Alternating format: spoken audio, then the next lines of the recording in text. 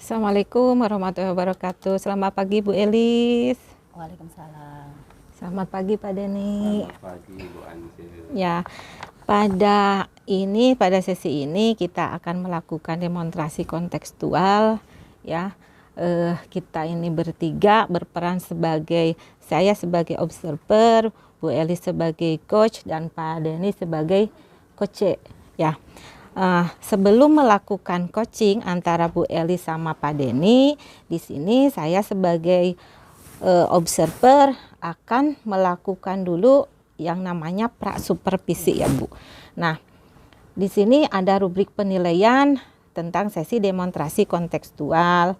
Nih, satu mendiskusikan rubrik penilaian percakapan coaching. Nah, yang kedua tentang kompetensi coaching yang ingin Ibu kembangkan nanti. Kemudian yang ketiganya, bagian kompetensi mana yang spesifik ingin Ibu observasi ya. Kemudian yang keempat, indikator ketercapaian dari tujuan pengembangan yang ingin diinginkan. Nah, pada saat Ibu melakukan coaching, saya di sini akan mencatat pengembangan dari yang Ibu tadi yang Ibu nanti akan kembangkan ya. Kemudian pasca percakapan juga nanti kita akan berbicara lagi ya secara spesifik. Ya, begitu. Nah, kita akan ke pertanyaan atau rubrik penilaian di sesi demonstrasi kontekstual pra-supervisi. Nah, pertanyaannya apa kompetensi yang ingin Ibu kembangkan dalam proses coaching ini? Ya. Untuk kompetensi coaching yang akan dikembangkan, mungkin ketiga-tiganya akan dikembangkan ya. Jadi baik present, kehadiran penuh, kemudian mendengarkan aktif, dan juga tentang mengajukan pertanyaan berbobot. Pada dasarnya nanti mungkin akan terjadi di antara kami, antara coach dengan coach, seperti itu. Namun mungkin yang akan lebih spesifik akan kami kembangkan adalah tentang mendengarkan aktif, ya, seperti mendengarkan itu. Iya. Kemudian bagian kompetensi mana yang secara spesifik Ibu ingin kembangkan? Ya, yang tadi Bu, yaitu tentang mendengarkan aktif. Ya. Jadi saya selaku coach akan lebih banyak mungkin menggali ya Bu ya, mendengarkan apa-apa saja permasalahan yang mungkin nanti akan muncul dari coaching seperti itu, sehingga nanti mungkin secara berkelanjutan nanti akan menemui solusinya dari apa yang kami bicarakan seperti itu. Baik. Tentang indikator ketercapaian dari tujuan pengembangan yang diinginkan. Indikator maksudnya gimana Bu? Ya, indikator dari mendengarkan aktif tersebut. Ya, kami mungkin nanti indikatornya ya bisa menggali apa saja ya Bu ya, permasalahan yang ada, mungkin seperti itu yang akan nanti diutarakan, yang akan kami nanti dialogkan dengan Pak Denny. Selamat siang Pak Denny. Selamat siang Bu Elis. Bagaimana kabarnya hari ini? Alhamdulillah. Ya. Baik Bu Elis. Alhamdulillah. Bu Elis juga baik ya? Alhamdulillah sehat ya. Kira-kira apa yang akan kita bicarakan untuk hari ini? Ya sesuai kemarin pembicaraan kita hari ini saya mau membicarakan beberapa hal. Ada salah satu yang ingin saya sampaikan gitu ya. Mungkin di istilahnya curhat gitu ya dengan Bu Elis ini terkait ini nih Bu Elis nih, di sekolah saya ini kan perlengkapan IT-nya itu cukup bisa dibilang lengkap ya. Kita punya kecepatan internet yang cukup baik, tiap kelas itu sudah ada internetnya. Kemudian kita juga punya studio. Iya, bagus, hebat ya. Kemudian kita juga punya beberapa peralatan yang berbasis IoT untuk praktikum sains yang berbasis Internet of Things dan lain-lain. Cuman ini ada kendala nih, Maris ya. Di saya itu saya melihat sepertinya pemanfaatan IT dalam pembelajaran di sekolah saya itu belum maksimal gitu ya. Masih belum banyak yang menggunakan internet untuk kegiatan pembelajaran.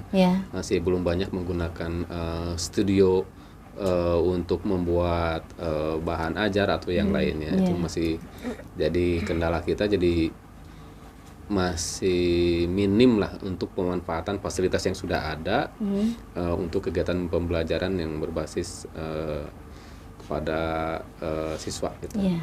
Nah, kira-kira itu permasalahannya apa? Apakah datang dari guru, siswa, atau bagaimana? Kira-kira akar permasalahannya di mana itu?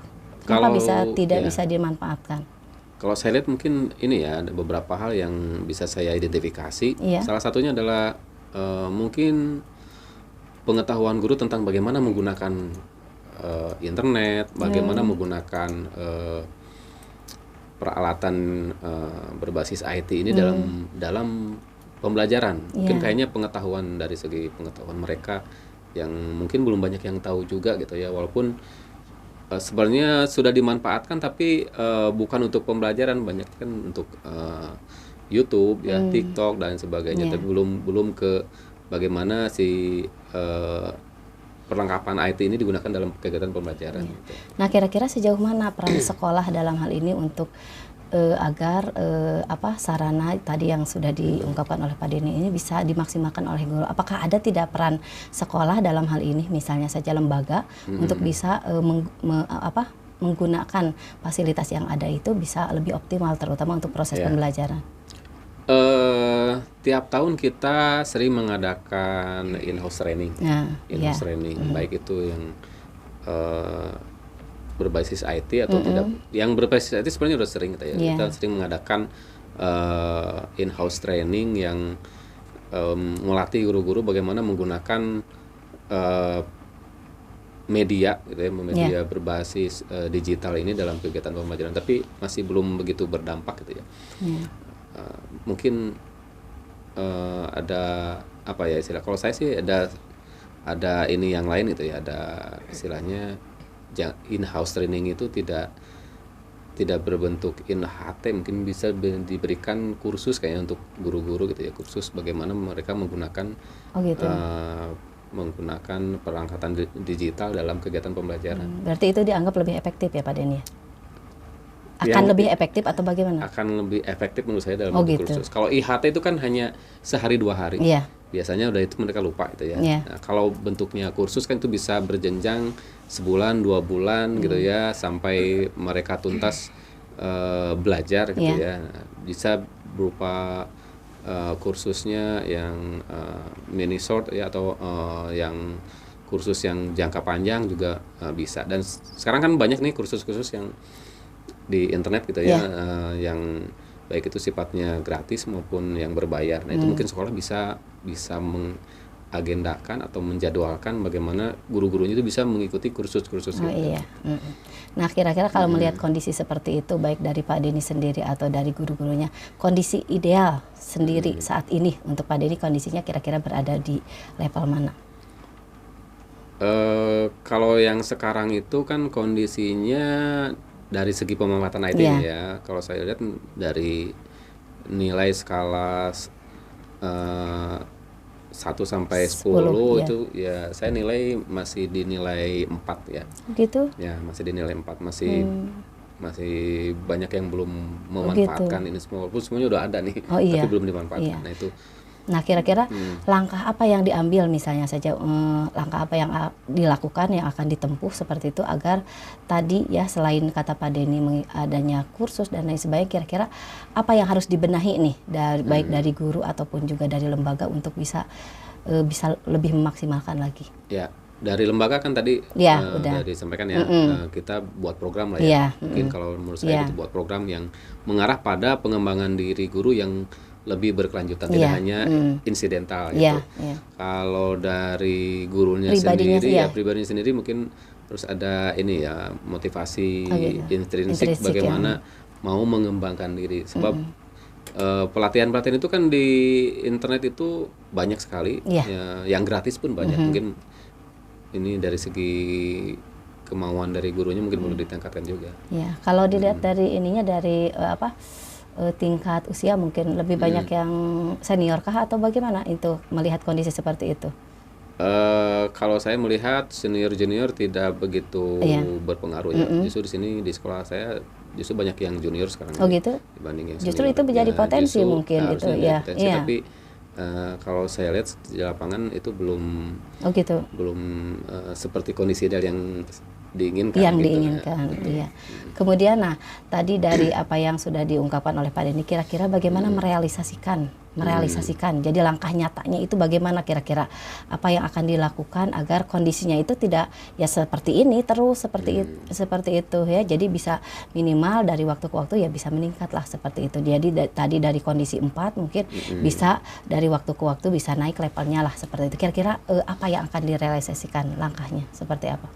Yang pertama sebelum mengikuti kegiatan kursus ya, bisa coaching antara guru yang memang sudah menguasai, kita identifikasi guru-guru yang sudah menguasai, kemudian melakukan coaching pendekatan kepada guru-guru yang memang belum menerapkan gitu ya, menggali kenapa belum mau menerapkan pelajaran berbasis digital di saat kondisi sekolah sudah lengkap dengan fasilitasnya.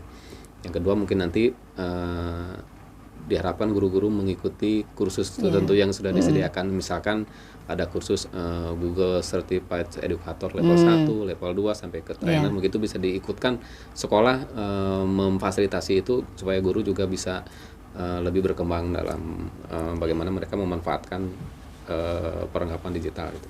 Iya. Ya, jadi mudah-mudahan aja ya Pak Denny ya, dengan sarana dan prasarana yang memang sudah sangat memadai, kemudian ditambah dengan kekuatannya mungkin potensi ya Pak Denny ya, potensi dari sekolah Pak Denny tadi banyak yang muda-muda bisa dimaksimalkan, mudah-mudahan kedepannya bisa jadi mendongkrak lah ya Pak Denny ya. Jadi alam digital di sini memang betul-betul bisa dimanfaatkan terutama untuk dalam proses pembelajaran. Betul ya sekali. Mungkin dari percakapan kita hari ini mungkin nanti akan ada solusi-solusi mungkin yang lebih efektif ya, selain tadi kita sudah menemukan solusi, tadi Pak Denny sudah mengungkapkan apa-apa yang akan dilaksanakan, mudah-mudahan kedepannya bisa lebih bagus lagi. Iya, seperti itu Pak Denny. Iya, mudah-mudahan seperti itu. Ya mungkin itu aja ya Pak Denny ya untuk sekarang, mungkin nanti nanti bisa dikembangkan lagi lah untuk ininya pemanfaatannya. Oke, terima kasih. Iya, terima kasih. Coaching. Alhamdulillah barusan Bu Ali sama Pak Denny sudah melakukan proses coaching ya Bu. Ya, alhamdulillah. Nah, sekarang kita akan ke ini lagi, ada rubrik penilaian pasca percakapan yang barusan Ibu lakukan. Nah, apa yang sudah dilakukan pada saat melakukan coaching dari indikator yang tadi sudah Ibu katakan? Ya, intinya tadi bahwa kami sudah melakukan percakapan yaitu dengan pengembangan kompetensi yang tadi ya Bu ya, mendengarkan secara aktif. Jadi saya selaku coach, nah tadi fokus kepada apa yang dibicarakan sama Pak Denny seperti itu. Kemudian juga saya lebih banyak mendengar mungkin ya, lebih banyak mendengar, menggali seperti itu, sehingga dari percakapan kami tadi bisa menemukan satu langkah lah, bukan solusi, mungkin bisa dikatakan solusi, langkah terbaik untuk kedepannya, mungkin seperti itu. Baik, Ibu, ini tadi saya mencatat dari apa yang telah Ibu lakukan coach dengan Pak Denny. Dari hasil catatan saya, pengembangan yang tentang tadi kompetensi mendengarkan aktif.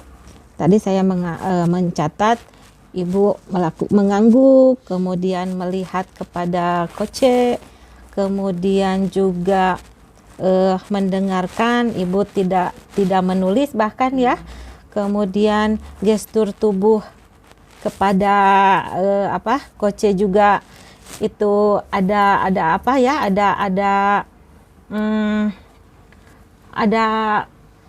komunikasi. Iya, ada komunikasi melalui gestur tubuh juga, kemudian